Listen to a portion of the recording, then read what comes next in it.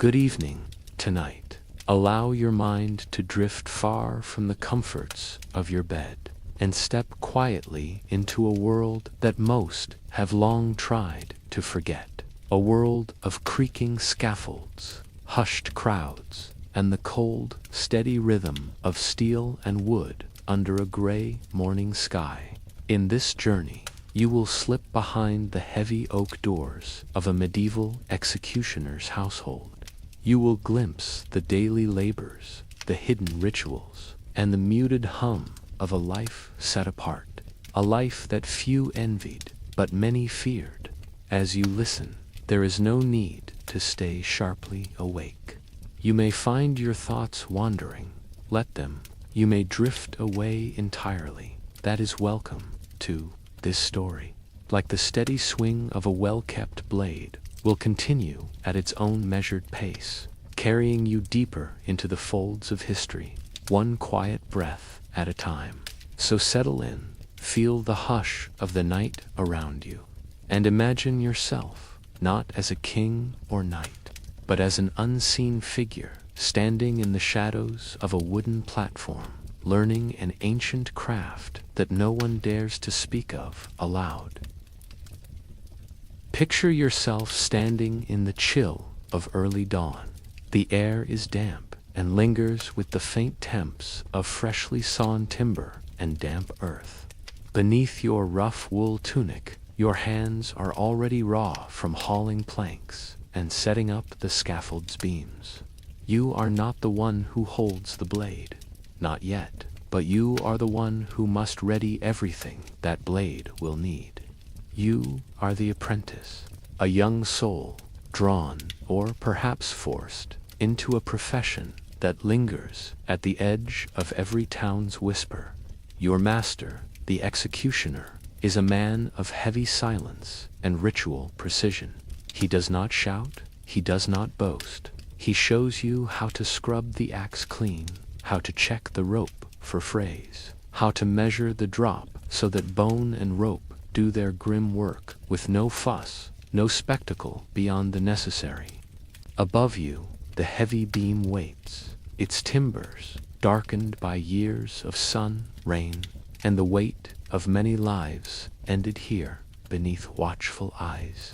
Imagine yourself glancing at the rows of windows that edge the square. Even now, shutters crack open by degrees, cautious eyes peeking out to see if today the scaffold will wake from its quiet slumber. Some mornings, there is nothing more than the routine of care and cleaning, a quiet promise that today no one will climb those wooden steps. But on other mornings, a slow hum spreads through the town. Today, there will be a hanging, then letting it swing gently, like a pendulum marking the passing hours. You stand at the foot of the steps, hands clasped, tools at the ready should a knot slip or a beam need shoring up. The townsfolk gather early, soft crusts torn and shared among those who linger longer than they should. A woman clutches her shawl tighter as the breeze carries the faint scent of straw and hemp. For you, there is no thrill in their eyes, no sense of spectacle. Instead, there is the measured certainty that this is part of your world's turning a ritual as old as the square itself. You watch their faces. Some avert their gaze when they meet yours. Others stare a moment too long, as if trying to understand who you are beneath the plain linen cap, the simple tunic dusted with sawdust and rope fibers. The condemned arrives quietly, flanked by guards who speak in low, careful tones. There is no shouting, no pleas that pierce the hush. By now, the one who must climb the scaffold has made their peace or clings to a final, flickering hope that no last words will change. Your master speaks with them in the shadows behind the steps, words so soft you can only catch the gentle murmur of syllables, never their meaning. You stand near enough to hold the rope in your hands, to feel its faint twist beneath your palms. You check the knot, fingers nimble, precise. You learned long ago that a slip here would not mean mercy, but something slower, messier, an insult to your master's craft, a stain upon your quiet labor. When the moment comes, the square falls into a deeper stillness. Even the restless shifting of feet stops. A bird calls from a distant roofline, its cry thin against the hush. You feel the rough wood of the scaffolds railing under your fingertips as you stand aside. Watch your master take his place. He does not hurry. He does not drag time longer than needed. His movements are careful, respectful for the town, for the condemned, for the craft itself. You watch how he lays a steady hand on the shoulder of the one who stands at the edge. You watch how he tests the rope a final time, checks the drop, makes a quiet sign with his head to the guards below. Some linger a moment longer, eyes lingering on the stillness above the scaffold before they melt back into doorways and narrow lanes. You help your master lower the rope, untie what must be untied. The boards must be scrubbed clean, the straw gathered and burned, the knots checked and reset. You sweep the platform slowly, brush by brush, as the morning light grows brighter, almost indifferent to what has passed. There is no glory here, no thunder of drums or ringing of triumphant bells. There is only the steady beat of wood and rope, the quiet hum of a town that demands order and fears the cost of keeping it. And you, the apprentice, you stand at the scaffold's foot once more, a silent witness to a ritual older than these stones, older than the names you whisper when no one is listening.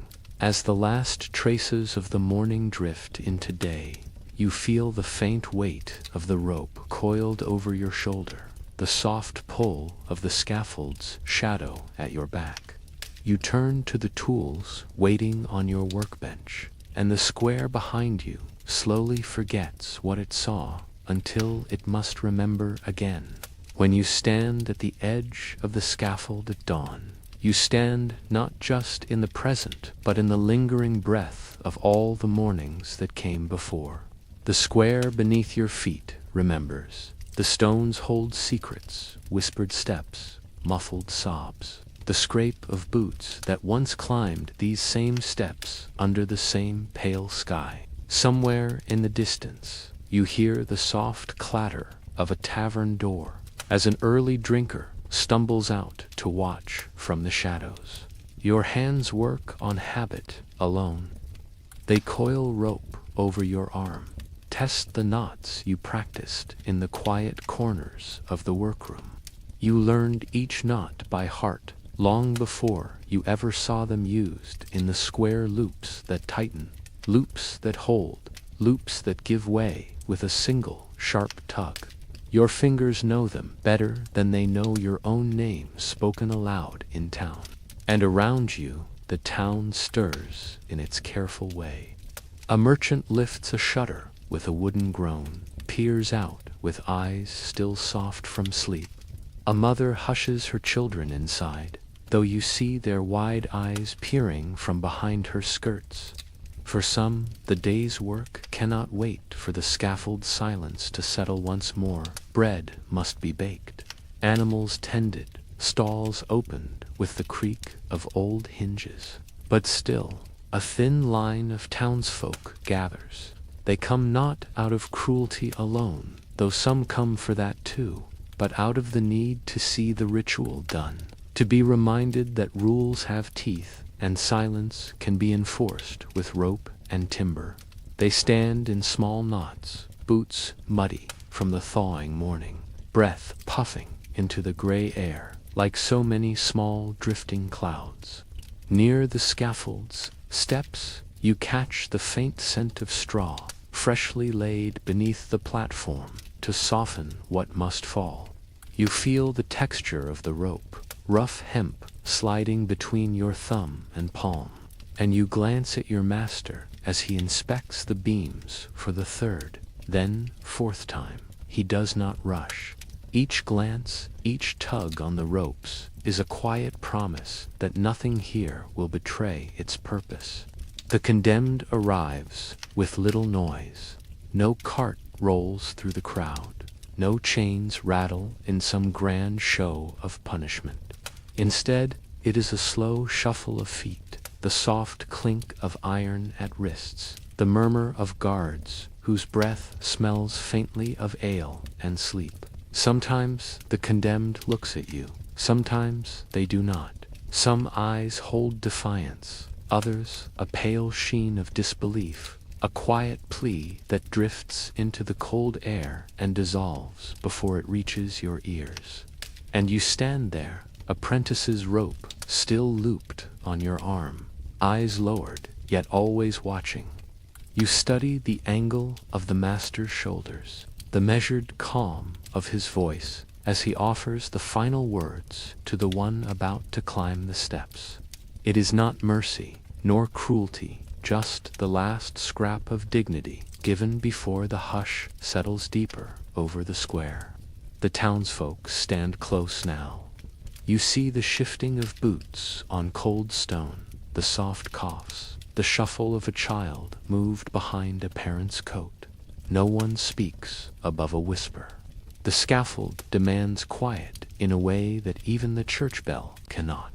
When the time comes, you feel it in your bones before you see it. A ripple moves through the small crowd, a tightening of breath, a subtle leaning forward, the sudden stillness of feet that moments ago shifted in the frost. The rope, which felt so ordinary in your hands moments ago, now carries a weight you can sense without lifting it at all. Your master climbs the steps first. His boots creak on the planks you checked just yesterday. Each nail you drove in with careful strikes holds now, steady beneath the weight of this moment. The condemned follows with steps that seem both too slow and far too quick. You stand at the base, eyes following the rope as it drapes from beam to neck, your own breath held as if to keep the moment suspended just a heartbeat longer. There is no speech for the crowd, only the faint rustle of winter coats, the distant crackle of straw underfoot. Sometimes a word is offered when the crowds have vanished, when the scaffold stands clean under an empty sky. Your world folds inward again. The square that felt so vast under so many eyes becomes small once more, no bigger than the hush of your master's workroom, the flicker of a single candle, the steady hush of your own breath as you step through the heavy wooden door and leave the open air behind. Imagine yourself there, standing just inside the threshold. The air is warmer here, thick with the scent of oil, old leather, and the faint temps of iron that lingers in every corner of this hidden place. Shadows gather in the beams overhead, softening the shapes of blades and ropes that hang neatly on the walls. It is here, behind shuttered windows and a latched door, that your real lessons begin. You learn early that there are things spoken openly in the square, the measurements, the ropes, the swing of a blade, and things spoken only here, in whispers and nods, passed from master to apprentice, as they have been for generations. You learn that precision is mercy, that a blade sharpened well is a promise kept quietly to the one who must kneel at dawn. You learn how each knot has a name, each loop a purpose, each drop a calculation that must be trusted. Your master shows you the quiet signs he makes before his hand touches the rope. Small gestures, so subtle the townsfolk never see them. A tap of the finger against the beam, a slight shift of his boot at the platform's edge, an old prayer murmured under his breath, half in Latin, half in words that carry no name anymore. yet settle in your bones like an old lullaby you dare not forget. There are other secrets, too. Small tokens kept in a chest beneath the workbench, smooth river stones, said to hold a blessing against restless dreams, a scrap of cloth tied with twine, tucked between the ledgers that record names and sums and dates that no one beyond this room will ever read. These things are not written in any ledger. They belong to the craft's quiet undercurrent, a hedge against the weight of memory that might otherwise follow you home each night. By the hearth, you sit with your master when the night grows long and the embers crackle low. He sharpens a blade with a whetstone that sings softly under his steady hand. You watch the sparks slip away like tiny falling stars. Between the rasp of stone and steel, he tells you the old stories, not the ones the townsfolk whisper, but the ones buried beneath those rumors, like stones beneath straw. He tells you how your craft once answered, not just the law, but the will of kings and priests alike. How an executioner's steady hands kept kingdoms from fraying when words alone could not bind them tight. He tells you how some called men like him God's iron, yet turned their faces when he passed in the street. How some would slip him a coin in secret to be sure the blade fell swift and clean, while others spat at his boots, yet came to his door when they needed an end no judge would sign. In this hush, you begin to understand that what you hold is not only a trade, but a quiet inheritance. Each knot tied, each blade cleaned and laid back in its chest is a small vow to stand between the order of the square and the chaos that stirs when law is left to words alone. And still, there are things you will not speak aloud, small superstitions that cling like burrs to the edges of your days. A coin slipped into your boot before the scaffold is built. A sprig of rosemary hung above the threshold to keep the worst dreams from following you into sleep. A silent promise, whispered under your breath, that you will not let the rope fray, nor the blade grow dull, nor the steps groan too loud when dawn comes. At times, as the fire cracks and the hour grows late, you wonder if these rituals are anything more than habit. Yet you do not dare test their absence. You learn to accept that this hidden knowledge is yours alone to carry forward. Someday, perhaps, you will pass it to another, an apprentice who will stand where you stand now, listening in the hush, learning in the soft flicker of lamplight.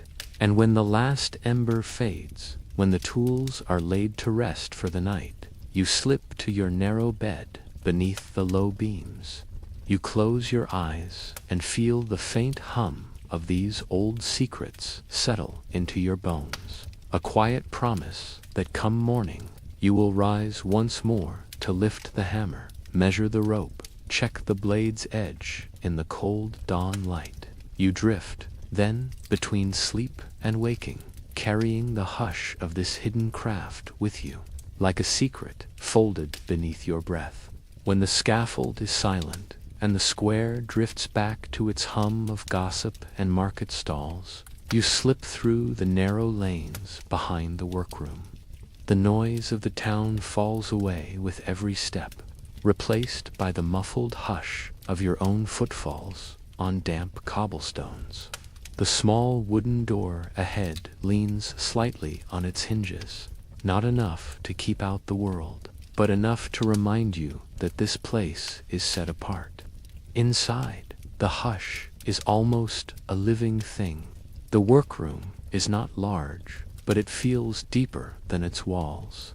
Shadows cling to the beams overhead, pooling in corners where coils of rope hang neatly from wooden pegs.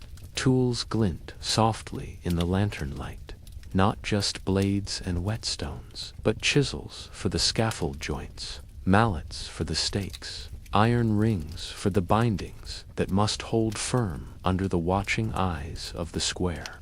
In this quiet, you learn the parts of the craft no one in the square would ever.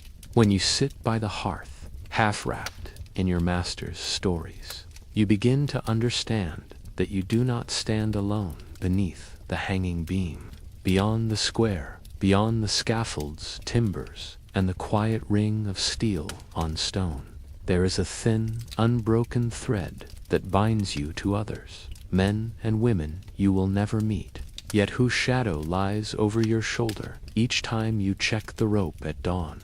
Imagine yourself in a small cottage tucked at the town's edge, candlelight flickering through oiled parchment windows.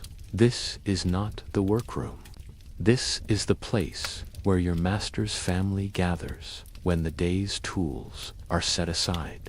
Here, the hush is different, softer, warmed by low voices, the smell of bread baking, the quiet clatter of spoons in bowls of broth. The children of the executioner know the scaffolds wait long before they can lift a hammer or tie a knot.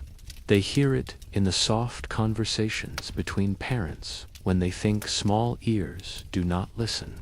They see it in the way the townsfolk step aside in the market, in the way a coin changes hands in silence at the butcher's stall. They feel it in the way their father's boots leave muddy prints by the door on days when the square remembers his craft. Some will turn away when they are grown, finding distant roads that promise a name untouched by the hush of rope and blade. Some, though, will stay as you have stayed, and so the line continues, quiet and unspoken, moving through time like a hidden current beneath calm water.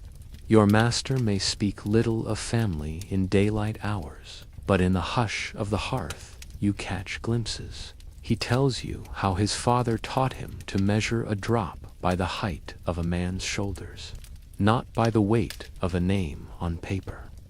He tells you how his mother wrapped herbs in linen bundles and hung them by the workroom door to keep the worst memories at bay. He tells you how an uncle vanished when the scaffold was torn down, the rope burned in the square by townsfolk who believed they would never need such tools again, only to build it anew years later when the world forgot its promises. There are old stories, too, carried like embers from generation to generation. Tales of executioners' daughters who married blacksmiths and kept the blade sharp by night when no one was looking.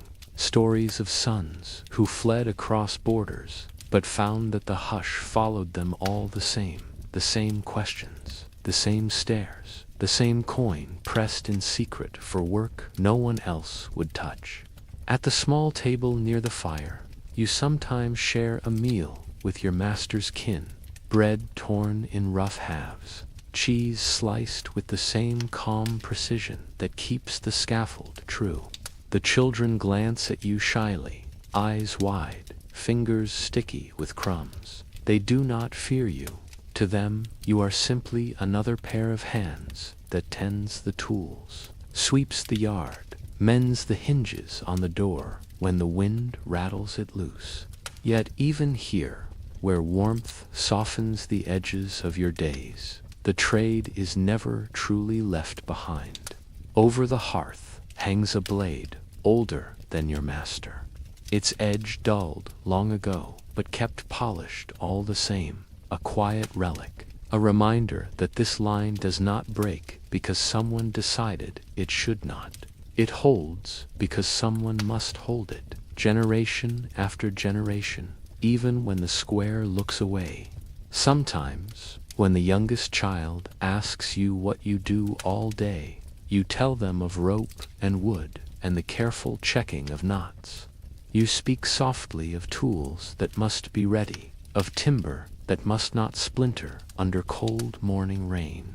You do not speak of the hush that comes when the crowd gathers, nor the moment when the rope grows heavy. These are truths for another day, when small shoulders are broad enough to bear the weight. And when you rise from the hearth, when you step once more into the night's cool breath, you carry the quiet hum of that family with you. You feel it settle like a cloak across your shoulders, a reminder that your hands do not steady the scaffold alone, that somewhere in other towns, down other narrow lanes, by other hearths where blades rest above warming stones, other hands keep this same hush alive. You stand a moment in the yard before you return to your narrow loft. The moon drifts above the rooftops, pale and indifferent. The square sleeps behind you, its stones cold and waiting, and you carry forward the line that does not break, because it must not, because someone must stand where you stand when the rope is needed again. When you pause in the hush of the workroom's shadows, it is easy to believe you stand alone. But step beyond the timber walls into the small courtyard behind the house, and you see how your life is knotted into others, a quiet tangle of names, faces, footsteps in the mud that do not wash away with the rain. In the evenings, when your chores are done, you follow the small worn path that leads to the dwelling where your master's family gathers under a low roof of thatch and old beams. The door creaks when you lift the latch, a familiar sound, soft as an old friend's voice. Inside, warmth greets you first, the low crackle of the hearth, the fragrant drift of onions simmering with broth, the muted laughter of children who know only part of what this house carries. Imagine yourself slipping off your boots near the threshold, setting aside the rope coiled over your shoulder. Your hands still bear the faint bite of hemp fibers, the smell of oil that clings to the cuffs of your tunic. But here, no one flinches at the scent. No one turns away from your shadow as they do in the square. Here, you are not the half-visible figure at the scaffold's foot. You are simply another pair of hands welcomed to the table. The family of an executioner lives between two worlds, one of whispered fear beyond the door, and one of quiet routine within it. The children sprawl near the hearth, tracing shapes in the ashes with small, grubby fingers. A mother lifts a steaming pot, ladling broth into rough clay bowls.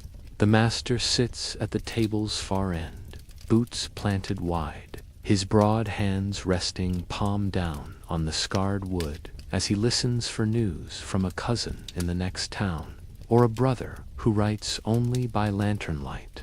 You learn, in these long evenings, how the craft passes not only through blades and ropes, but through lullabies half sung over a cradle, through old stories shared while mending torn sleeves by firelight. The children know not to ask too many questions, but they know enough. They know why their father keeps his boots by the back door, why a coil of rope rests beneath the bed in a wooden chest lined with straw. They know the hush that settles over the room when the talk drifts too close to the square's stone heart. And you, the apprentice, you listen more than you speak. You learn how the line has survived storms of rumor, riots that saw the scaffold torn apart plank by plank, threats scrawled in chalk on the workshop door. You hear how families once changed their names, crossed borders, bent their titles into softer shapes, but never fully stepped away from the craft. There is a comfort in these stories, despite their weight. They remind you that your quiet labor is not a solitary penance, but part of something older, broader, a thread of necessity no king or council has yet dared to sever for good. When the scaffold falls silent for a year, or 10, or 20, someone keeps the tools dry, someone keeps the blade oiled, someone waits, because they know the world's order always Step quietly now beyond the scaffold's shadow, beyond the hush of the workshop and the warmth of the hearth. Follow the narrow streets that wind through crooked rows of timber-bird houses, past shuttered windows and low doorways swept clean each dawn. Here in these winding alleys, the truth of your trade is both hidden and never truly gone, a secret known by all, yet spoken by none. Imagine yourself drifting through the marketplace at first light. Stalls creak open under the hands of early merchants, fresh bread laid out in neat rows, root vegetables piled in rough wicker baskets, still damp with soil. You feel the warmth of fresh loaves, the faint sweetness of bruised apples, the cool brush of morning air as you pass through the edges of the town's waking life. And yet you sense the hush just beneath these familiar sounds. A fishmonger's eyes slide past you as you pass. A butcher's apprentice, no older than you were when you first lifted a hammer to the scaffold's boards, pauses his work, his knife resting against the wooden block as he watches you from the corner of his eye. You nod once. He looks away, pretending to inspect the string of sausages hanging above his stall. It is not fear alone that makes them look away, nor is it cruelty. It is something older, an understanding as old as the square's worn stones. The townsfolk know the scaffold stands because they wish it to stand. They know the rope is measured, the blade is kept sharp, because the hush that follows keeps their world in its fragile balance. You see it in small gestures, in the baker's wife who leaves a heel of bread near the workshop door when the winter winds howl too sharply through the yard, in the cobbler who fixes your boots each autumn but says nothing of the straw caught in the laces, the faint mark of rope fibers on your cuffs, in the market crier who calls out news of taxes and harvests, but never names what happens when the square grows silent and the scaffold stands awake. There is a quiet pact between you and them, a pact of deliberate forgetting. They do not ask how the rope is tied. They do not wish to see your hands brush the edge of the blade as you carry it wrapped in cloth through back lanes at dawn. They do not ask where the tools are kept, nor how the final knots are tested by candlelight when no one is watching.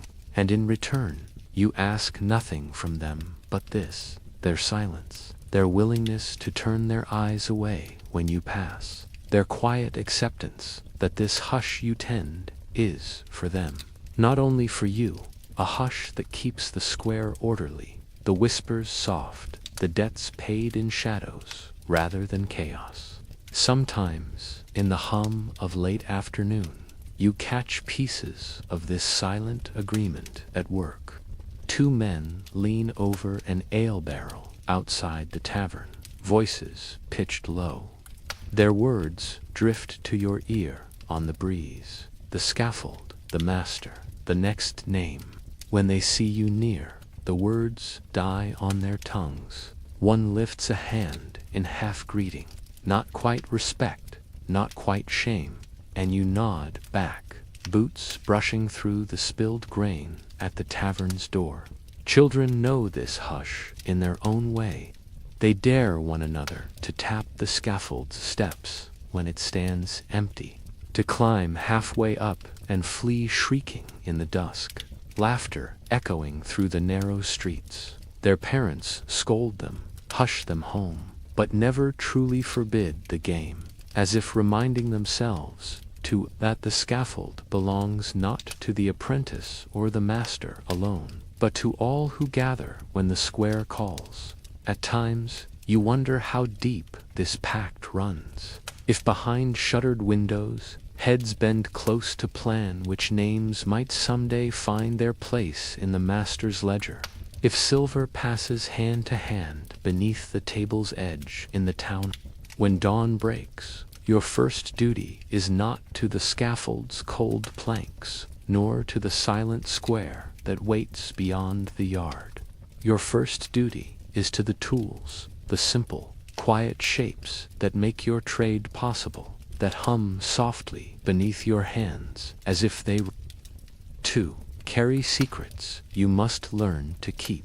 Imagine the small workroom in the hush before sunrise.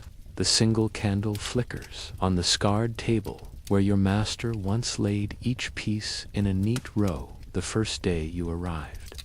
You remember how your fingers hovered above the blade, the rope, the wooden blocks, smoothed by years of steady use. You remember how heavy each felt in your palm, heavier than you thought simple wood or hemp could be. You start with the blade.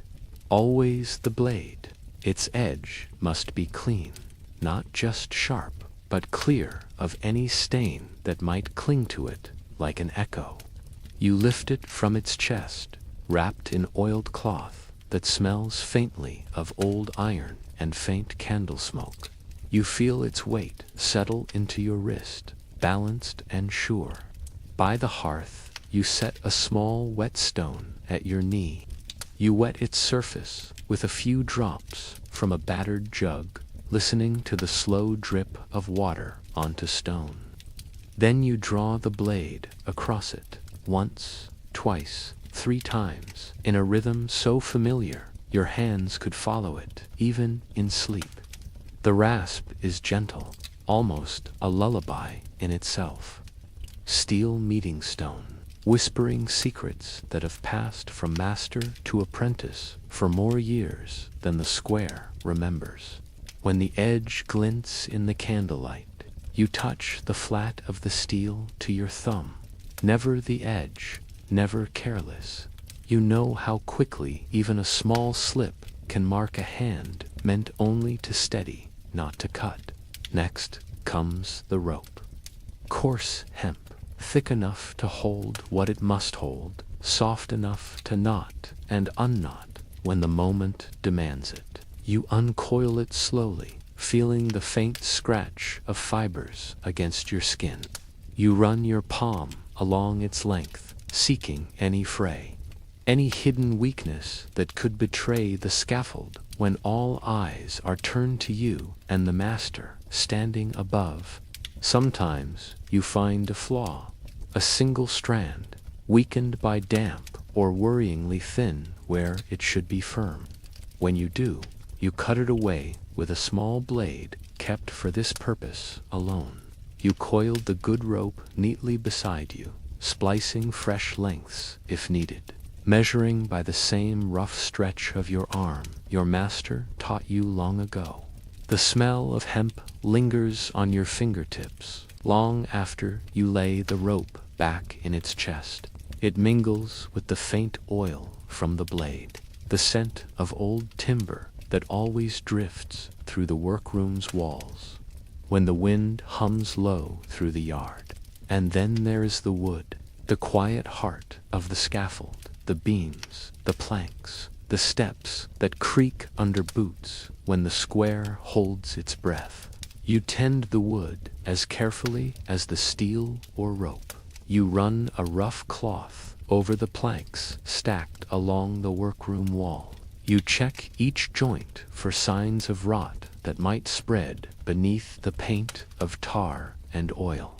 When a post splinters, you sand it smooth by hand. Slow strokes, small curls of shavings drifting to the floor where they gather like whispers waiting to be swept away. You test each peg that holds the scaffold's frame steady against wind and weight.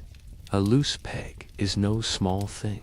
It can shift the way the drop falls, the way the square remembers what happened that day beneath its waiting sky. Sometimes, late in the hush of night, you catch yourself speaking softly to these tools as you tend them, not words of praise or fear, but small murmurs of habit. A thank you to the blade for staying true, a quiet promise to the rope to keep its secrets well, a slow nod to the wood that holds steady even when boots pound across its length in the hush of dawn. You know each nick in the blade's spine. You know each faint knot in the rope's coil. You know where the scaffold's lowest plank dips just slightly under a master's step.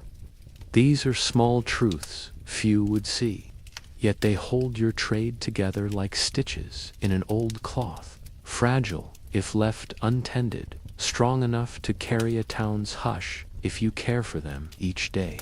So you wake each morning in the gray half-light, candle guttering low, breath misting the cold air. You kneel by your tools as you always do, and you run your hands over steel, rope, and wood, the quiet trinity that binds you to this craft, that binds the square to its unspoken order, that binds the hush around your shoulders like a cloak no crowd can see. When the last check is done, when the blade rests ready in its cloth, the rope coiled neat as a promise, the planks stacked straight against the dawn's soft chill, only then do you rise, stretch your back, gather your tools to your chest, and step out into the yard once more. The scaffold stands waiting, the square slumbers on, and you carry steel, rope, and wood beneath your arms like old friends who trust you to hold their secrets in silence until the hush calls for them to speak again.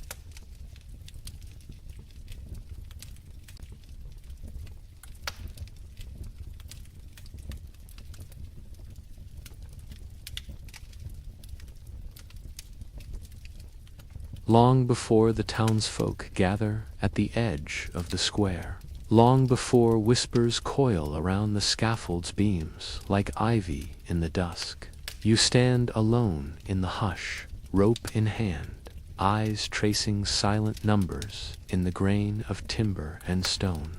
Imagine yourself there at first light, the world still wrapped in a pale mist that blurs rooftops and softens the edges of every sound. The rope rests coiled over your shoulder, its weight familiar now, like an old promise pressed gently against your bones. Your master taught you early, the drop is not guesswork. It is not left to chance or hurried choice when dawn's hush gathers around the scaffold's base. It is a quiet science learned in steps, one measured foot at a time, one silent mark on a timber post where the shadow falls in the same place each morning.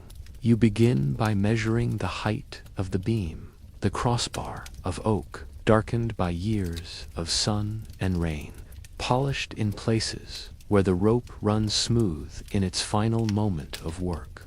You check the knots again, running the coarse strands through your fingers. Then you stand back, eyes moving from the beam above to the ground below. You pace out the distance from plank to stone, boots scuffing over straw left behind from the night's sweep. You test the boards with your heel, checking for the faint dip where weight will gather when the crowd holds its breath. It is simple in its way, yet never simple enough to be careless. Too short a drop, and the rope fails its purpose, turning hush to horror, turning order to rumor that clings to your name for years to come.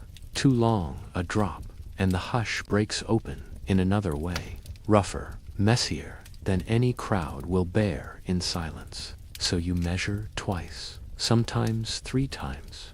A length of rope stretched beside the scaffold's edge, its tail brushing the cold stones that hold the square's old stories. You mark the line with chalk, a small white whisper that will vanish when rain comes, but hold steady long enough to guide your master's final nod. Some mornings, your master stands beside you, boots planted firm on the scaffold's planks. He watches you count the knots in the rope, watches you test the hemp's twist by tugging gently against its anchored end. He does not speak much, a nod here, a low hum of approval when you recite the numbers he once recited to his own master. On mornings just like this, under skies just as gray, you learn to see these numbers not only in rope and beam, but in the quiet curve of a shoulder, the way weight settles in the bones of the condemned. You read their posture like a silent story. You measure more than inches, more than stone and timber. You measure the hush that must hold when the rope does its final work. Sometimes you find yourself tracing the same figures in the dirt when no one watches, your fingertip looping through invisible numbers that keep you steady when sleep drifts close. But the hush must still be kept. You practice the sums in your head as you polish the blade, as you sweep the yard clean, as you stand in the shadows behind your master while the square grows still. This quiet science is not written in any book the townsfolk might borrow from the church or the scribe's shelf. It lives only here, between your hands and the rope, between the ledger's rough pages and the hush that gathers when your master lays. When the measurements are made, the rope checked, the beam tested for its old creaks and murmurs, you coil the length neatly beside the scaffold's post. You sweep away your chalk marks with the flat of your palm, and when you step back at last, boots planted firm on the same stones where the town will stand soon enough, you feel a quiet pride slip through your chest, a promise to your master, to the craft.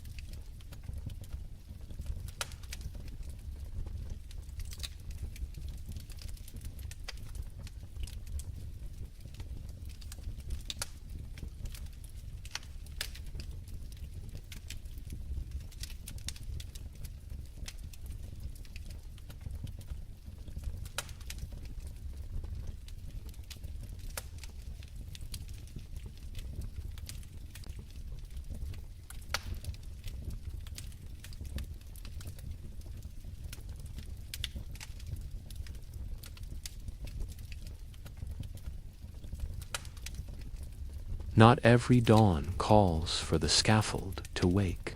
Some days the rope stays coiled on its hook, the blade sleeps wrapped in its oiled cloth, and the square hums with only the soft rustle of merchants setting up their stalls and children chasing the drifting leaves along the worn cobblestones. On these days, your boots still find their way across the yard at first light. The workroom door still creaks open beneath your hand, but the hush is lighter now. Not the tense, waiting hush that clings to rope and timber when the square must remember its oldest promise, but the gentler hush of a trade that knows how to rest when the hour allows it. You begin with small tasks, a loose hinge on the workroom's back door, oiled and tapped straight with careful blows of the mallet, a missing latch on the storage chest, mended with a sliver of new oak cut from an offcut, saved for just such small repairs.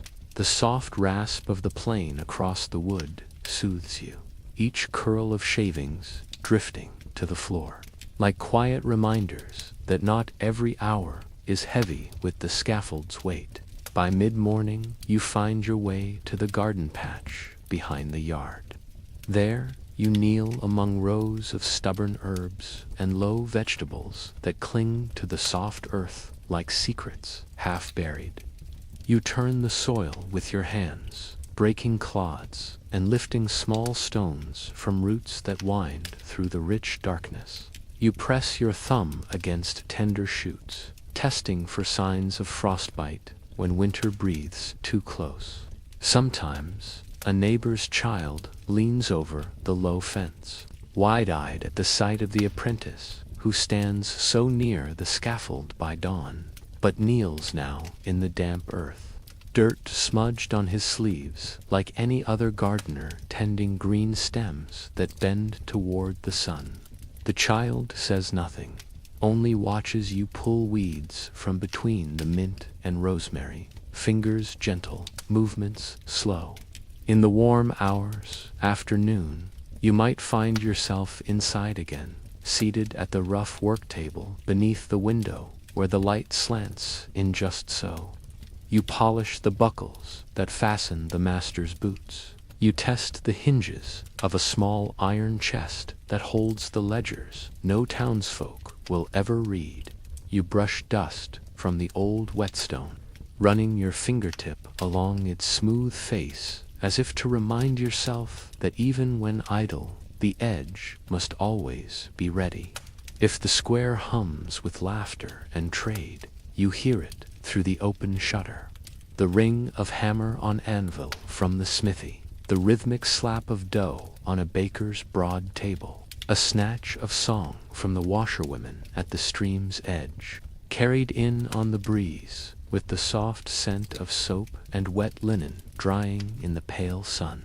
In these ordinary hours, the hush you keep feels different, no less yours, but softer around the edges.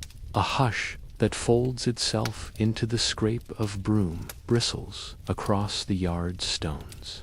The creak of your boots as you carry a bundle of fresh straw to lay beneath the scaffold's posts so damp does not creep too high into the timbers. You might pause to mend your own tunic where the cuff has worn thin from rope fibers pulling at the weave. You might patch a hole in your boot sole with scrap leather traded quietly from the cobbler, who asks no questions, only hands you the piece with a nod, as if this exchange, too, is part of the hush the town keeps around you. When dusk drifts close, the square softens again. Stalls folded shut, doors drawn in tight against the coming chill. You sweep the yard once more, gather the last stray splinters into a neat pile by the workroom door.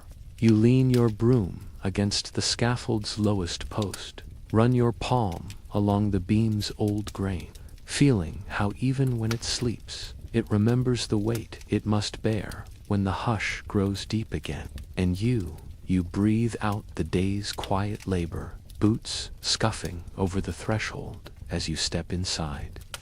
The tools rest where they should, the rope coiled like a sleeping serpent in its chest. The blade lies folded in its cloth, its promise waiting, unspoken, but never far.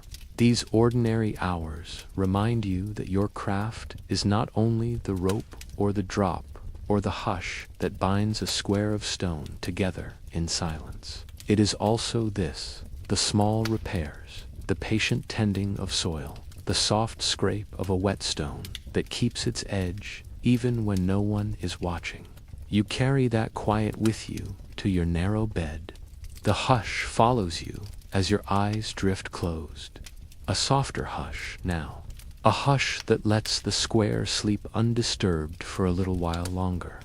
There are mornings when you wake before the town's first cry, and you know, even before your boots touch the cold floor, that today the rope will stay resting in its chest and the scaffold's beams will stand empty, a quiet stage without an audience. You pull on your tunic in the hush of your loft. Your fingertips brush the window's edge where a draft slips through the frame, carrying the faint smell of wood smoke from distant hearths. You listen for footsteps in the yard below, but hear none yet. Only the slow stretch of silence that means the master, too, knows today holds no waiting crowd. Down in the workroom, you strike a taper, let its flame catch the dark corners and sweep away the last curl of sleep from your eyes. The blade stays wrapped in its oiled cloth tonight. Instead, you kneel by the chest at the back wall, the chest that holds more than rope and ledgers. Here are scraps of leather, spare hinges, bits of wax for mending lantern seams that drip when the wind rattles the shutters too hard. You choose small tasks first. They anchor you to the hush in a way the scaffold's heavy shadow cannot. You brush oil onto the workroom's hinges so they swing in silence. When winter's breath makes the wood swell, you carve a splintered peg into a new shape, your knife following the grain with careful patience. The curl of shavings tumbles to the floor like thin ribbons. When the sun lifts itself higher, you step into the yard with a broom in your hands. The stones remember your steps by now. They bear the faint smudge of old boots and the soft scrape of straw bristles that pass over them day after day. You sweep in long, measured arcs, gathering fallen leaves, bits of straw, small pieces of grit that cling stubbornly in the cracks. Sometimes you pause with your broom resting against your shoulder, letting your eyes drift across the scaffold's base. It stands there, simple wood and iron, just another shape against the sky, when no rope swings, when no hush curls, sharp as a blade through the square. On these days, it feels almost kind, a frame of timber waiting patiently for the next time the town calls it back to waking. Beyond the yard's low fence, the town hums on. A boy calls for a stray goat in the lane behind the tannery. A cluster of girls kneels by the pump, sleeves rolled high as they scrub the morning's wash in icy water. The soft slap of cloth against stone drifts on the breeze, mixing with the faint smell of soap, the warmth of bread pulled fresh from the baker's oven. In these ordinary hours, you slip away from the scaffold's edge to blend for a moment with that quiet life. Sometimes you stand in the doorway of the cobbler's narrow shop, waiting as he measures the worn sole of your boot against a fresh scrap of hide. He does not ask what wears them down so fast. He does not meet your eyes for too long, but he does not look away either. He takes the coin you offer. There remains another part of the craft that never fully rests, a hush not built of wood or iron, but of ink, parchment, and the steady scratch of a quill in the soft glow of lamplight. Before you, spread flat on the table's worn planks, lies the master's ledger, its binding cracked at the corners, its pages thick with the faint must of old parchment and candle smoke. By the ledger's edge sits a small pot of ink, dark as the hush itself, and the quill your master once cut for you with his own knife, the nib shaped just so the lines do not blot or run when you lean close to write. You open the ledger gently, mindful of the brittle edges where the parchment has yellowed over winters older than you can remember. Names wait for you there, neat rows of them, each a soft whisper of a life folded into a single line of ink, a date, a place, a small note in the margin that only your master fully understands, a mark of coin paid, of order kept, of the hush held steady on a cold dawn. Your hand moves slowly, tracing the shape of each letter, the careful curl of a name you never spoke aloud when the scaffold stood awake. Some you remember, clear as your own reflection in a dark window. Some drift from your memory the moment your quill lifts from the page. Each entry binds the scaffold to the square, the rope to the hush that settles like mist between the stones.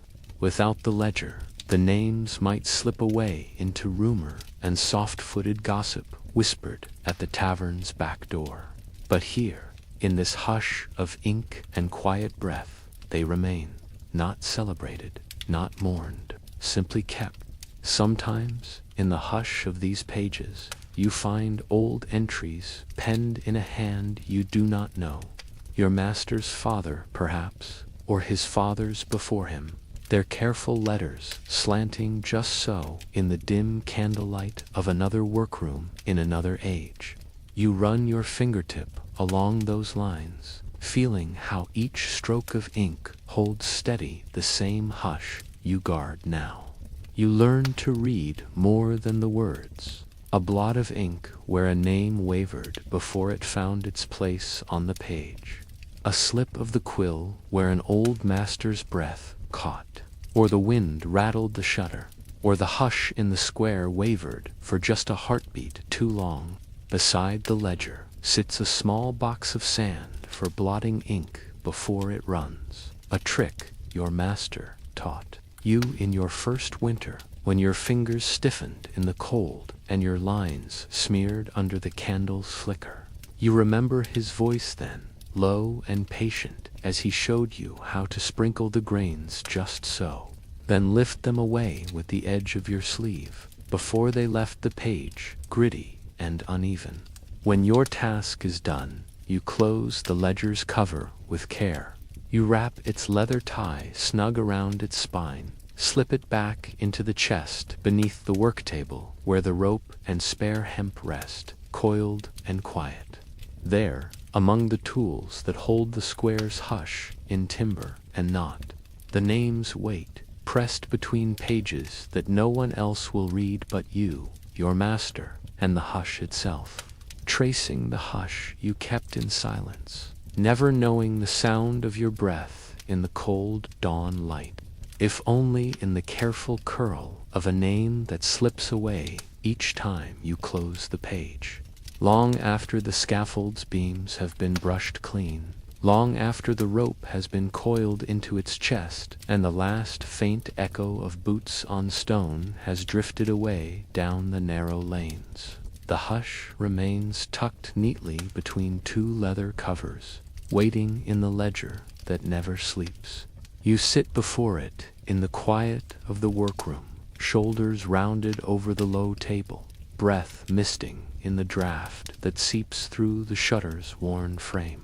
The candle burns low, its wax softening into a pale pool that flickers against the brass inkwell's rim. Its faint scent, warm tallow, old wick, blends with the dry perfume of parchment and the sharper tanks of iron tools resting close by.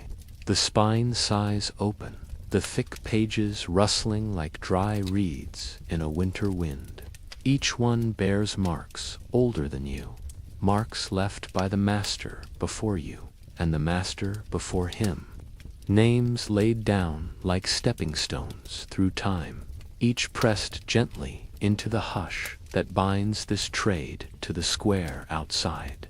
Your quill rests between your fingers, its nib honed to a fine edge, its shaft smoothed by the press of your thumb over countless nights like this. You dip it into the inkpot, watch the black bead gather, hold your breath just a moment before the tip finds the page. You write slowly. You do not rush the hush. Each name deserves its space, a place, a sum of coin noted in the margin where only your master's eye will linger long enough to read. Some names you remember clearly, the tilt of a head, the shape of a coat collar brushing against the rope's twist, the soft catch of breath when boots touched timber for the last time. Others blur together, drifting at the edge of your memory like the mist that gathers near the well at dawn. Faint shapes, half remembered, and then gone the moment your quill lifts from the parchment's edge. Sometimes your master sits across from you as you write. He leans back in his chair, boots resting firm on the flagstone floor, one hand cupped around a tin mug still warm from the hearth. He does not read the words aloud. He does not speak the names. He only watches the steady flow of ink, nodding once when the line curls true and the hush is kept unbroken in the gentle scratch of the quill's tip. You pause between lines to sprinkle sand over fresh ink, a handful of pale grains that whisper across the page as they catch the moisture, drawing it out so no careless sleeve might blur the hush you guard. When you tilt the ledger, the sand slips away in a soft rush, leaving the black strokes clear and sharp against the yellowed skin of the page. Your eyes drift sometimes to the older pages, buried further back in the ledger's spine. There you find unfamiliar hands, letters that lean too far left or stand too stiff and square to be your master's mark. These pages feel heavier beneath your fingertips, as if the hush thickens the deeper you read.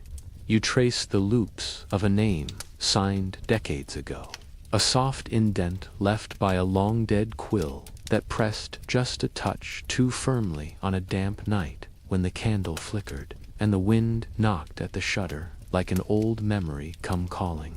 Sometimes you wonder what stories those names carried with them, what debts were paid, what silences traded for the hush that settled over the square when the scaffold woke at dawn. You imagine a boy much like you, shoulders hunched against the cold, eyes squinting in lamplight, dipping his quill into the same inkwell, his breath misting the page as he laid down each name with the same quiet care. You learn that the ledger is not only a record, it is a binding in itself, a thread that loops the scaffold's hush around every stone in the square, every timber beam that bears the rope's weight. Without it, the hush would slip too easily into rumor and half-remembered stories told wrong by alehouse fires. With it, the hush holds firm, the rope's purpose made clear not by shout or trumpet or church bell, but by the soft scratch of quill on parchment, a name remembered only by the page, the chest, the apprentice who lifts the cover when the square drifts to sleep. When your work is done, you blot the last line dry with gentle hands. You blow out the taper, watch its smoke curl into the rafters like a final whisper that lingers long after the flame has died. You wrap the ledger's leather tie snug, its spine pressing softly against your palm as you carry it back to its chest, the same chest where the rope sleeps. The spare knots rest in neat coils, The blade waits wrapped in cloth beside small scraps of oilcloth and stray bits of sand for blotting tomorrow's ink. You close the chest with a quiet click, the hush settling around you like a warm cloak against the chill of the workroom stones.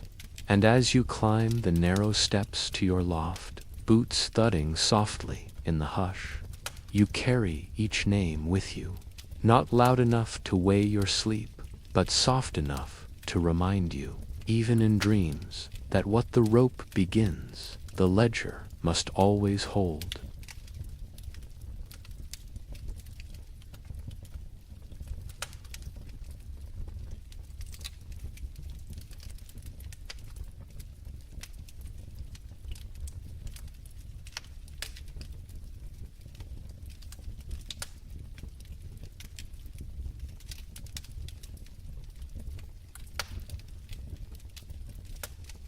Some mornings, when the hush deepens and the rope is ready, the square remembers its oldest shape, not just stones beneath boots or timber beams creaking in the cold, but a quiet stage where the whole town gathers to hold its breath. Imagine yourself standing at the scaffold's base, just as dawn slips into pale daylight. The first clatter of cartwheels rolls past the far edge of the square. A cockerel calls from somewhere behind a shuttered window. The air tastes faintly of damp earth and ashes, the scent of fires banked low all through the night to warm restless sleepers who now stir awake to whispers carried on chill morning air. One by one they come, drifting in small clusters from narrow lanes and crooked alleys, wrapped in cloaks pulled tight at the throat, boots leaving soft marks in the straw scattered to hush the echo of footsteps. They speak little at first, heads bent close as they gather near the scaffold's edge, but careful not to stand too near the beams. You stand just apart, your rope coiled neatly over your arm, your boots planted firm where the boards meet stone. You watch them without truly watching, letting your gaze slip over faces you half know by sight, but rarely by name. There is the old baker's wife, shawl drawn so high her mouth is hidden, only her eyes showing above the frayed wool. She nods once when she catches your glance, a small greeting that says, "I see you," but says nothing more. Beside her, a butcher's boy shifts from foot to foot, knuckles brushing the small knife strapped at his hip, an old habit, though the knife will stay sheathed today. Near the square's far edge, a young girl clutches her mother's hand, her eyes wide and fixed on the scaffold's rough planks. She will be lifted away before the hush grows deepest, her mother's thumb brushing her cheek, murmuring that she must look instead at the church steeple rising pale against the dawn. But for now, the child's eyes rest on the beam above your head, as if trying to measure its quiet promise for herself. Merchants stand a little further back, boots clean, cloaks lined with fine fur. They do not speak. They nod to one another, low murmurs drifting from beneath bristled beards and heavy collars. They have paid their share in taxes and silence alike, and now they stand witness, not out of hunger for spectacle, but because the square expects them to remember what hush costs when spoken in timber and rope. Some linger near the scaffold's corner, the curious, the restless, those whose tongues twist rumor into stories that ripple through tavern walls at night. They lean close to one another, breath rising in pale puffs that vanish just as quickly as each whispered word. They glance at you when they think you will not see. They glance at your master when he checks the beam's crossbar, runs his palm along the rope's weight where it hangs in the hush between sky and stone. You watch them all, not with anger, nor pride, nor any sharp feeling at all, only with the quiet knowing that they are part of the hush, too. Without their eyes, their held breaths, their soft steps that circle the scaffold at dawn, the rope would be only rope, the blade only steel, the ledger only ink pressed into parchment yellowing in the dark. There is no cheer when the hush settles in fully, no drumbeats, no trumpet call, just the slow shift of feet, the subtle folding of arms across chests, the faint scrape of boots against stone as the square finds its place. A crow calls from a chimney pot, harsh cry cutting through the murmurs before fading into silence again. Sometimes a figure will stand alone at the far edge, a man whose coat is too thin for the cold, or a woman whose hands are hidden deep inside her sleeves as if pressing prayers into her palms. They watch without speaking, faces pale in the half-light, eyes locked, not on the rope or the blade, but on something further, some hush they alone carry home when the square empties again. And you stand quietly among them all, yet apart, the coil of rope in your hands, brushing your coat's rough sleeve. You feel the hush wrap around you, a circle drawn not by chalk, but by the simple press of 100 held breaths. When the master steps forward, boots heavy on timber, you feel the crowd lean as one, a soft sigh, a single shape made of many voices, held tight behind closed lips. They come to witness, not for thrill, but for order.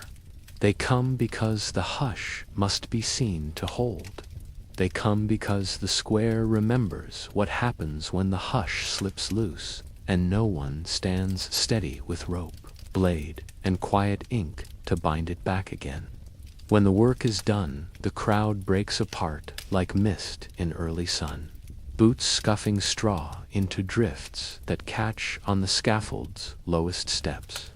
The hush scatters with them, carried down lanes and into doorways, where warm bread waits, where gossip softens into murmurs that fade when the hearth fire's crackle drowns them out. But here, beneath the beam, now empty once more, the hush lingers, and you, the apprentice, stand alone again, with the rope coiled back over your arm, a soft promise that when the square gathers next, it will find you waiting, boots planted steady, eyes calm, ready to hold the hush once more. There are days when the hush grows heavy before dawn ever touches the rooftops, days when the square seems to wake before the first footstep falls, as if the stones themselves remember what is about to come.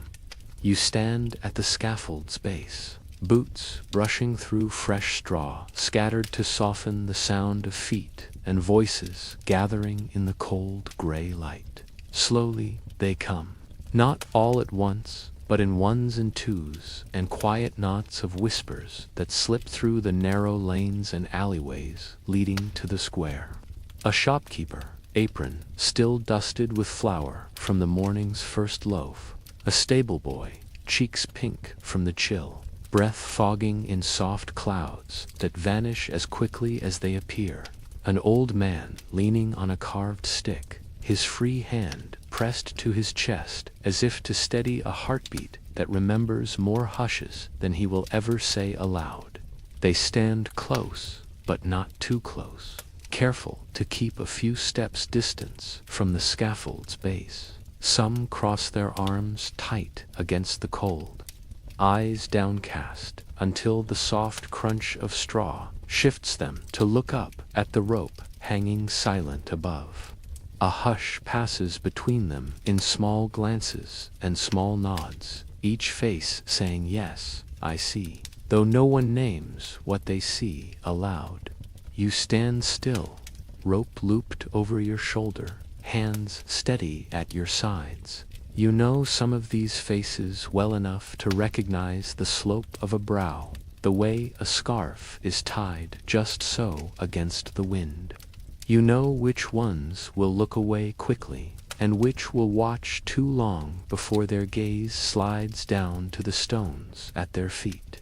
Some stand at the very edge of the crowd, half hidden behind a wagon's broken wheel or the corner of a market stall left empty for this hour. They come not because they wish to watch, but because not watching feels worse. To shut the door, to bar the window, to pretend the hush does not belong to them too.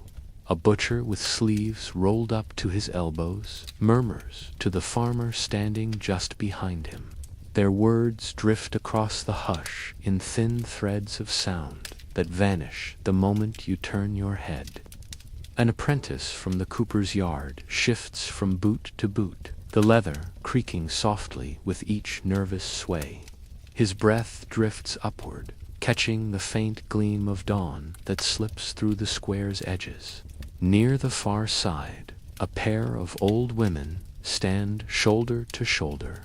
One clutches a small string of wooden beads hidden in the fold of her glove. Her lips move around a prayer meant only for the hush to hear, words slipping like breath through teeth, half forgotten, beneath the heavy beam, in the hush just before the rope takes its final shape. There is always a moment that hangs softer than the rest, a space where words drift into the cold air like breath, half heard, half held, then gone. Imagine yourself standing just behind your master, boots planted on the scaffold's planks, still damp with dawn's breath. The rope rests ready, its loop curled gently over your arm, its weight familiar but never quite ordinary. Before you stands the one who must leave the condemned, as the ledger names them, but more than just ink on parchment in this hush. Their shoulders shift as they stand at the edge, a slow rise and fall, a soft tremor that hums through worn cloth, through the soles of boots that scuff faintly against the planks. You see the small signs that never make the ledger's page, a thumb rubbing the corner of a sleeve, eyes lifted once to the pale sky as if searching for a bird that might carry some final thought away. Sometimes he only lays a steady hand on a shoulder that trembles once, then stills. If there are words left to say, they come here at this edge, where hush and breath meet for the last time. Some speak them, aloud names murmured into the gray morning, words soft as frost melting on the beam above. A promise to someone waiting at home, a prayer pressed through cracked lips, a single word, forgive, remember. Goodbye floating into the hush like a wisp of smoke that fades before it reaches the sky. Others stand silent, eyes finding yours for a heartbeat before slipping away. You learn to read what is left unsaid, the soft slump of shoulders, when fear gives way to something heavier, the quiet press of heels against the plank, as if to feel the solid wood one last time before the hush claims it all. You, the apprentice, do not speak.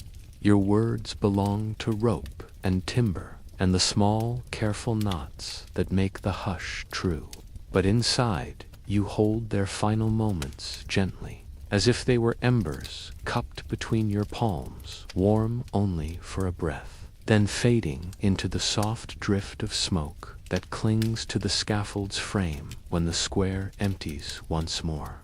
Sometimes a friend or kin stands near the steps, held back by the guard's quiet arms. They do not shout, they do not weep aloud. Their grief hums low in the hush, folded into the straw, scattered at the scaffold's foot. If they lift a hand, it is half hidden in the fold of a cloak or the curve of a sleeve, a small farewell that drifts between them and the beam above, as weightless as the mist rising off the square's stones. When the hush deepens to its final shape, you watch your master check the rope, test the knot, lay his hand once more on the wood's cold edge. You feel the silence press against your ribs, heavy, patient, inevitable. You see the last breath drawn, the last word mouthed, for no one but the hush itself. And when the rope does its work, when the final sigh settles through the timber and down into the stones below, the words are gone, carried into the ledger's page as a line of ink, carried into your memory as a soft echo you do not repeat, not even when you wake in the hush of your narrow loft.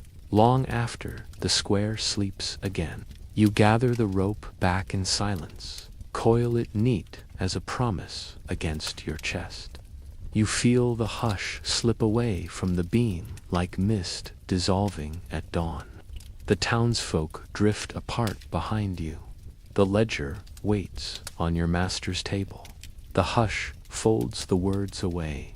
Last words, final moments, unspoken farewells that linger only in the breath between rope and sky.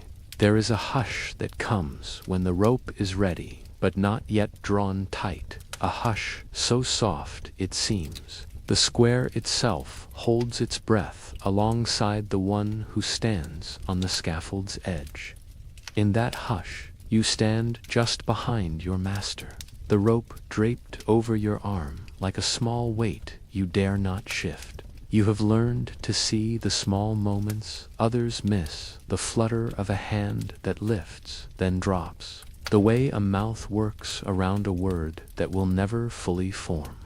You notice how eyes search the edge of the square, the rooftops, the sky above the beam, as if trying to find somewhere to send this final thought, this last piece of breath that must leave before the rope claims the rest. Your master keeps his voice low. He leans close. If he speaks, it is only a handful of words, not for the townsfolk below, not for you, not for the ledger waiting in the quiet workroom, but for the one who stands at the scaffold's edge. Sometimes there are no words at all, just the faint brush of a hand against a shoulder, a nod so slight you might think you imagined it if you hadn't seen the hush settle deeper in the space between them. You see the many shapes this final moment can take.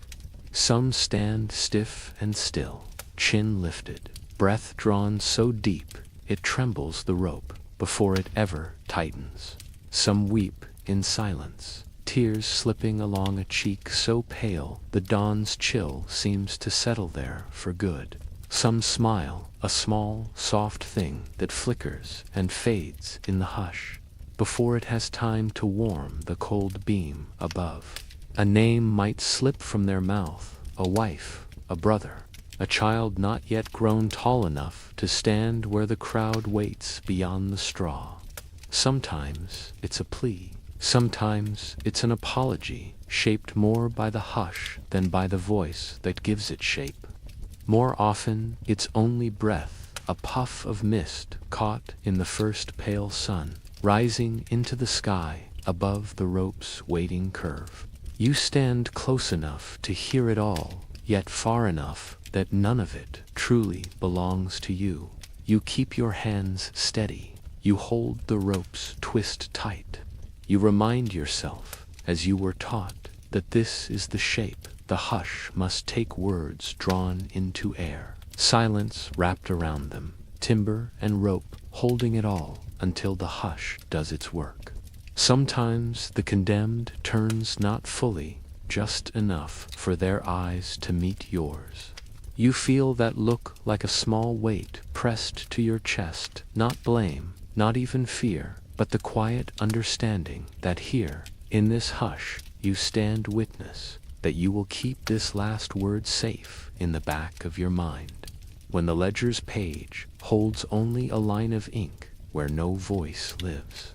You see, too, the ones who linger near the steps, a sister's hand pressed to her mouth, a friend's head bowed low enough that his breath catches in the folds of his coat. They do not call out, though sometimes you see a word on their lips, shaped for no ears but their own. Farewell, forgive. wait for me. Words carried by the hush into the rough beams above your head, caught there like old breath, waiting to drift free when the rope's promise is kept. There are moments when your master steps aside to give the condemned a breath of space. In that small space, when the crowd's last footstep fades beyond the square's edge, when the final hush settles like a soft cloth over timber and stone, the work is not yet done. If the scaffold wakes the square, it must also be allowed to sleep again, and it falls to you to guide it back to silence, piece by careful piece. The damp air tastes faintly of old smoke, the ghost of breath that lingers after 100 watchers have gone.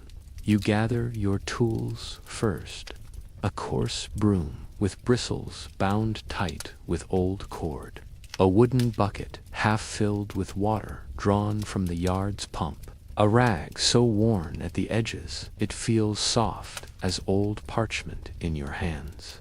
These are the quieter tools of your craft, the ones that carry no weight in the ledger but hold the hush steady just the same. You begin with the straw. Each sweep of the broom sends a soft hiss across the boards, over the stones beneath your boots. You push the scattered drifts into a neat pile at the scaffold's base, careful not to stir dust too high into the air, where the morning's hush might carry it back into the square's empty corners. The wood remembers. You see it in the faint marks left by boots that paused one last time. You feel it in the small scratches where rope brushed beam, so you kneel beside the post, rag dipped into the cool bucket, and wipe the grain clean in slow, steady circles. The water runs cloudy after the first few passes, so you pause, tip it away into the earth, where the hush seeps down and disappears. Small tears in the wood that could catch a soul or fray the rope if left untended. You run your thumb along the edge, feel for anything sharp, then press a bit of rough cloth to rub it smooth again, a simple fix, but enough to remind the timber it must stand ready for the hush to gather again when called. He says nothing. He watches as you lift the broom again, sweep away the last bits of straw that cling in corners where dawn's shadows linger longest. A nod, soft and slow, and he turns away, trusting the hush to your hands. You coil the length once more, guiding each twist into its circle, laying the hemp flat and smooth so no hidden fray waits to betray your next dawn's hush. The chest's lid closes with a low creak, the rope's soft breath folded away in darkness until the square remembers it again. The joints at the scaffold's base to test for looseness after bearing so much hush pressed down in silence. A mallet taps each peg, steady and calm, the sound carrying no threat, only promise that the boards will hold when they must hold again.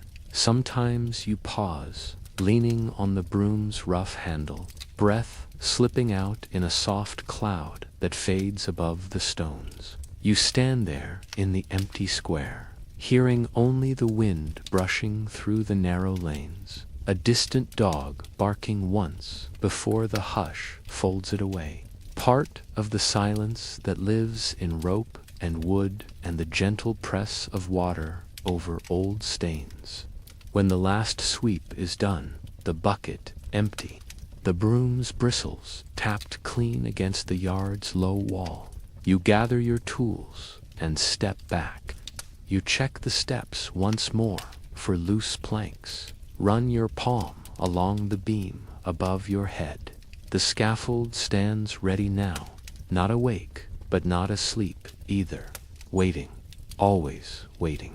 The hush drifts with you like a soft cloak, the small comfort that comes not from rope or blade, but from this quiet care, this slow return to stillness that makes the square whole again when dawn's hush calls it back.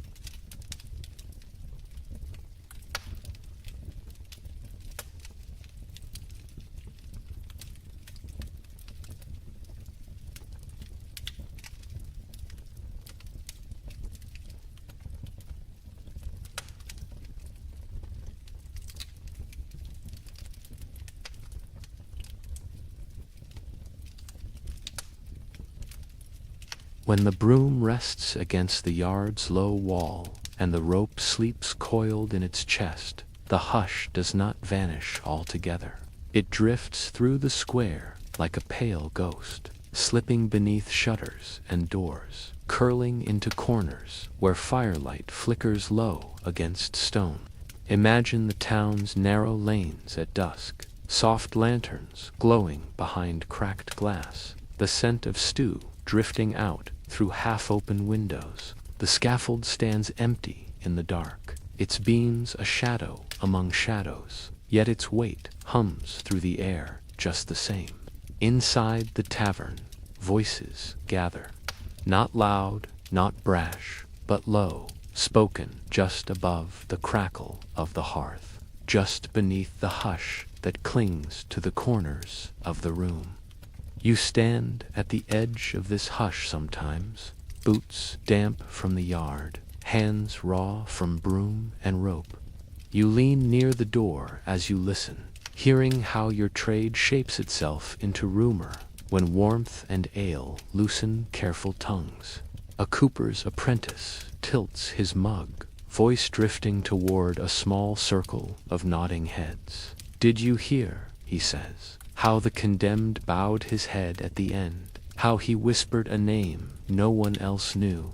Someone leans closer, breath warm with barley and stories half remembered. "My cousin says he saw the rope sway twice." Another voice murmurs, like the wind, wouldn't let the hush hold. "None speak your name aloud. None speak your master's either, not fully, not directly, but they speak of the rope, the blade, the hush that gathers beneath timber and straw. They shape it into a thing bigger than wood and iron, a small mystery wrapped in the ordinary.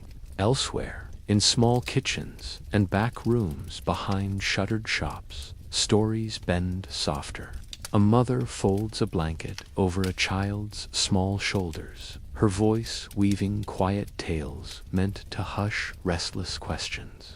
"Sleep now," she says. "Mind your chores, come dawn, and don't stray too near the square when the mist sits low."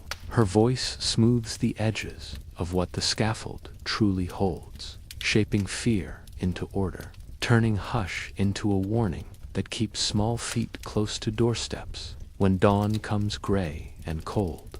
Some rumors drift further than they should. A market boy claims he saw the apprentice.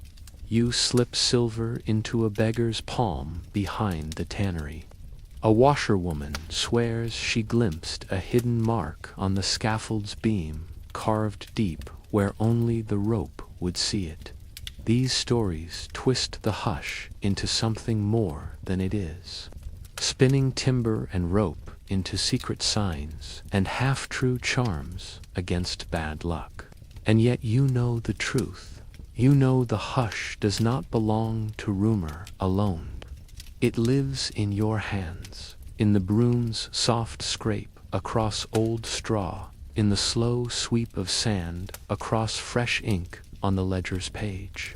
The stories soften the edges, but they do not carry the rope's real weight. That part belongs only to you, the master, and the hush that binds the square each dawn it wakes. Still, you do not despise these stories. You let them drift past your boots as you stand at the tavern's door, warmth brushing your sleeves where the night's damp clings. You know they bind the townsfolk closer to the scaffold's promise.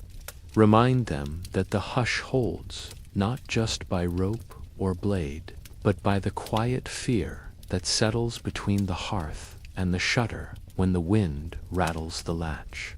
When the last mug is drained, when the fire sinks low and the last words slip into sleep, you step back into the lane. The hush follows you like a soft echo. Rumor turned quiet again. Stories fading into the mist that curls around your boots as you cross the square once more.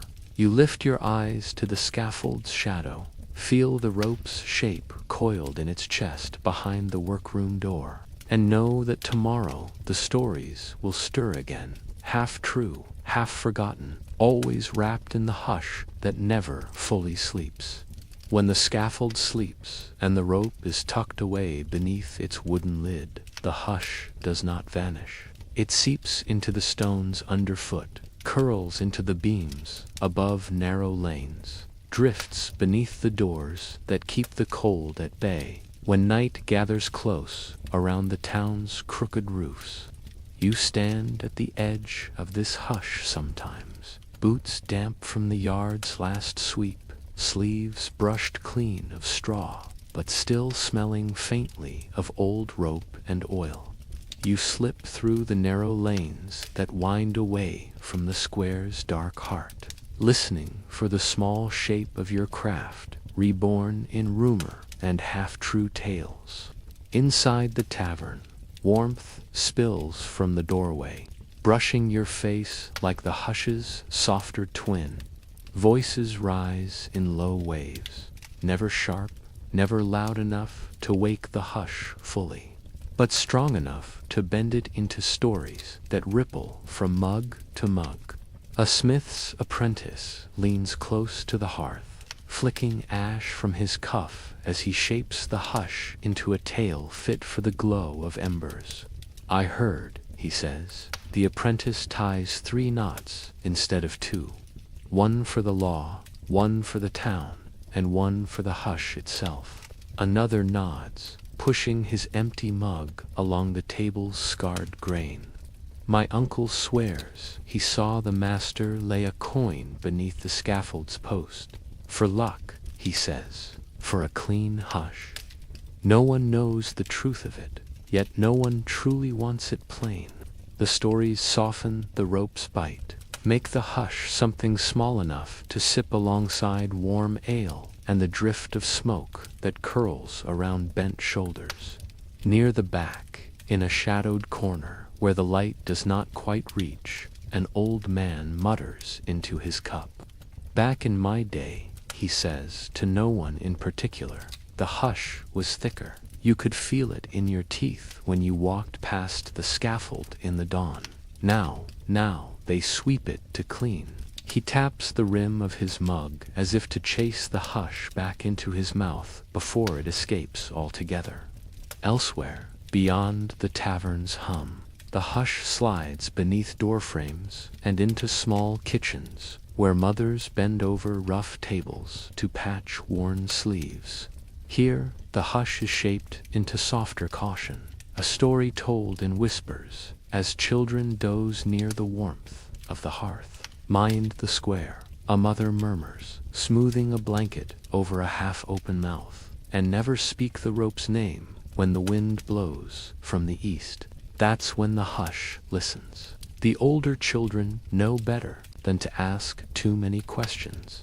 They press their small fears into the pillow's edge, eyes drifting shut while the hush settles deeper in the beams above their heads.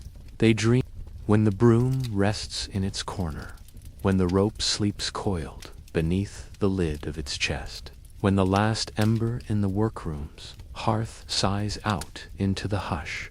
Then you climb the narrow steps to your loft, boots brushing each worn riser where your feet pass the same path night after night.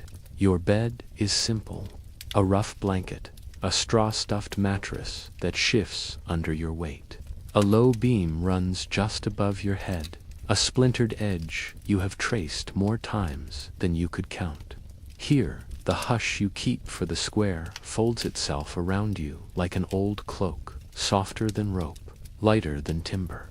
You lie on your side, eyes half open in the dark. The hush drifts through the rafters above you, a quiet breath that hums low against the walls. You feel it settle in your ribs, warm where your hand rests against your chest. Your dreams come slowly, wrapped in the same silence you tend each dawn. Sometimes you see the rope uncoiled, stretching away into the mist where the square waits, empty and endless. You see the beam above, its grain pale in moonlight that drifts through a window not quite your own. You reach for the knot, not to tie it, not to test its hold, but to feel the rough twist slip between your fingers like old cloth. Other nights, the scaffold does not come at all. You dream instead of quiet things, a whetstone resting cool against your palm, the soft rasp of a broom sweeping straw in slow circles that never end. The hush fills these dreams so completely that you wake sometimes still tasting the faint sweetness of clean timber, still hearing the soft sigh of rope laid down gentle and true. When the dreams turn heavier, they do so without cruelty. You feel the hush pressing closer then, the weight of names written neat in the ledger, the press of boots across the scaffold's damp planks, the final breath that slips through your sleep, as if it seeks your ear before it drifts into the square's stones. Yet even these dreams do not frighten you. They remind you that your hush is never truly left behind, that your hands carry it, whether they hold the rope, the broom, or the quill's fine edge. It lives in your breath, your heartbeat, the slow shift of your shoulder beneath the blanket when you roll to your other side. Sometimes, half awake in the hush, just before dawn, you feel the old timber beam above your head hum with memories you never saw. The master's master rising before you, boots on the same steps, rope coiled across a shoulder, now long forgotten by any ledger's page. You drift there, neither fully asleep nor fully waking, part of the hush that binds you to each quiet name you never spoke aloud, but still keep close under your ribs. Outside, the square breathes, the stones settle in the frost. A dog pads across an alley where the hush follows his soft paws into shadow. Somewhere, a door creaks against a shifting wind. A rumor curls into someone's pillow, half-formed words shaped in dreams that will soften by the time the hearth is stoked come morning. And you drift deeper beneath your rough blanket. Boots left neatly by your bedside, palms curled loose against your chest. The hush tucks itself beneath your breath like straw beneath the scaffold's legs, soft, patient, waiting. You sleep, and the square sleeps with you, the rope waiting in its chest, the blade resting silent in its cloth, the hush folding everything into quiet dreams that keep the night whole until dawn calls you back again.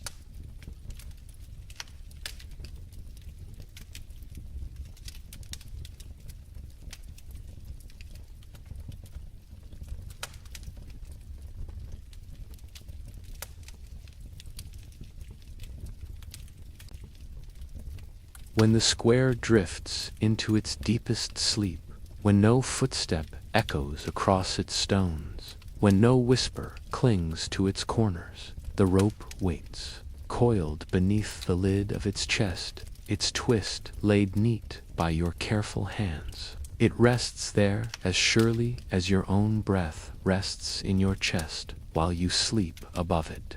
You lie in your loft, blanket pulled close, boots set side by side just inside the door. Outside your shutter, the night hums, soft and slow, the faint rustle of wind along the yard wall, the quiet sigh of a stray dog curling into straw behind a stable door. Somewhere, a hinge creaks and settles. Then, silence folds over it again, like a warm hand pressing hush back into place. Below you, the rope dreams its own soft dream. It carries no fear, no rumor, no restless echo of voices drifting through the tavern's glow. It knows only waiting, patient, steady, certain that when dawn lifts its pale face over the square once more, your boots will step true, your hands will lift the coil, your eyes will check the beam above for any flaw that might let the hush slip loose. The scaffold sleeps with it, its planks dry from your careful scrubbing, its pegs wedged tight beneath timber you brushed clean when the last crowd drifted home. It stands in the dark like any ordinary frame of wood, but the hush it holds belongs to you, to your master, to every quiet breath drawn in the square when rope and stone and story gather at dawn. The ledger rests, too, pages pressed shut, names hidden in their nest of ink and sand. They dream nothing now, yet you know they wait for your next line, your next careful scratch of quill, to remind the hush that it never forgets, not truly, not while your hands hold steady. And you drift at last, caught between sleep and the soft weight of your craft. You feel the hush settle under your ribs like a second breath, warm and patient. You know tomorrow you will sweep again, scrub straw from cracks, test the rope's twist in your palm until it hums with trust. Yet for now, the hush asks nothing more of you. It holds your dreams in its broad, quiet hands. It steadies the square's stones so no rumor stirs too loud before dawn. It keeps the rope wrapped soft and ready, waiting for the next name, the next measured drop, the next hush to gather where boots scuff timber in the cold morning mist. You breathe once more, a soft exhale that drifts through the beams, brushing the rope's resting place like a promise folded into sleep. The scaffold stands still, the rope waits, the hush holds, and you, the apprentice, slip deeper beneath your blanket, boots forgotten, breath gentle and true, keeper of the hush, even here in your dreams. The square sleeps on, the rope waits, and the hush keeps its promise, silence enough to carry you softly through the night, until the scaffold stirs again under a pale, patient dawn.